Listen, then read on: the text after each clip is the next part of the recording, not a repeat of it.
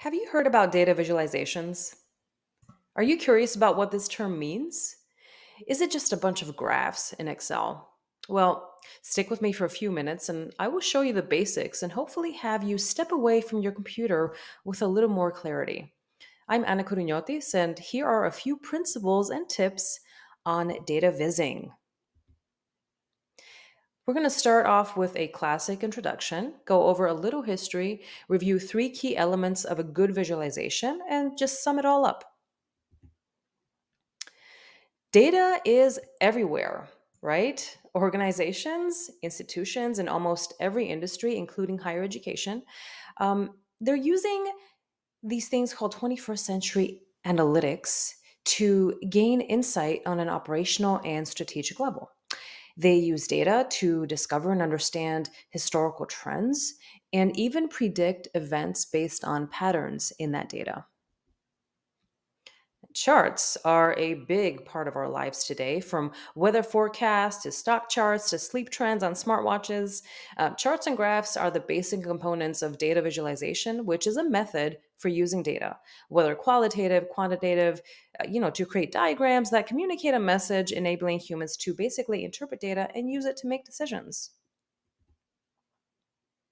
With the efforts of skillful information workers such as data analysts, business intelligence developers, and data scientists, people like you and I are able to benefit from the information that we access, understand it, and get answers to questions from the insights that we gather through the data. Did you know that the very first data visualizations are considered to be maps? Arguably, one can say that maps is where it all started. Data visualization truly came into play, however, and developed its own field back in the late 1700s. Data viz rock stars like Florence Nightingale showed the world the need for visualizing data that they gathered. Florence herself, a nurse at the time of the Crimean War, came up with an ingenious way to represent the death toll of soldiers due to poor sanitation and malnutrition. And guess what? That led to actual changes to medical practice and standards. How's that for practice what you preach? Another pioneer in data vising and founding father of modern epidemiology is John Snow. And no, I'm not referring to the character in Game of Thrones. Snow was a pathologist who analyzed data that he laboriously collected during the deadly cholera outbreak in Soho in London in 1854. He traced a pattern of deaths closely situated around one particular water pump with very sweet tasting water. This led to help finding the source of the infection and demonstrated that persons drinking contaminated water from the Thames River were more likely to experience cholera than those who drank clean water. I know what you're thinking. Duh, right? Well, we are very privileged nowadays to comprehend that drinking bad water is ultimately bad for us because of pioneers such as Mr. Snow. So thank you, Mr. Snow. Now, on to some of the specifics of data visualizations. So, come on, let's see those graphs already, right? At its core, data visualization can be defined as the representation of data through use of common graphics such as charts, plots, infographics, and even animations. This according to IBM Corporation. Yes, we data visualizers like to give fun food names to our chart. Do you see the nice donut chart on your top left? Think donut, pie, lollipop. There's much more, but not enough time to see them all, I'm afraid. That's for another video. What makes a great visualization, you may ask, or you may not, but I'll tell you anyway. From among the numerous resources that provide information on describing a good visualization, the following three elements show up in almost all of the references and the readings, and they serve as a reference basically for how to present information that can be processed quickly and easily. So that's clarity, insightfulness, and story. For a data visualization to be successful, it must present true and valid data clearly and simply.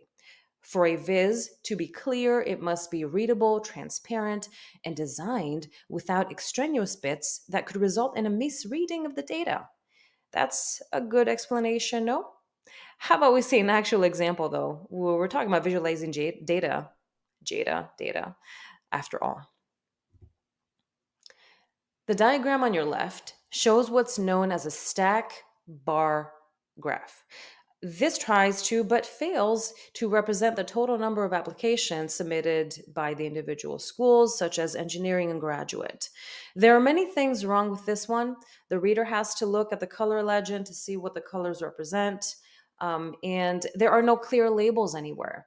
And the thing just doesn't really make sense. Now, the diagram on the right. It does a better job at clarifying that the bar chart shows us a total number of applications per school. It uses a simple gray color palette for all bars per school represented. Again, there are no labels, but this may not be necessary to make the comparisons between each school on that list clear. I can argue that the reason for excluding labels here is because we want to provide a quick at a glance comparison of applications. Have you ever had that aha moment? Well, that is what we call insight. And insight is the purpose of any data visualization.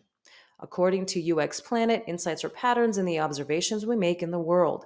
They give us an understanding of a specific cause and effect within a specific context. They help us explain our observations. Take a look at the map on your left. It does a decent job at showing percentage of female applicants in each state and uses color coding to show the percentage breakdowns. But unfortunately, it does not include a legend or a key telling us what each color means. The map to your right, however, uses a simple color choice of three, includes a legend that gives us the percentage categories, and highlights the most important factor.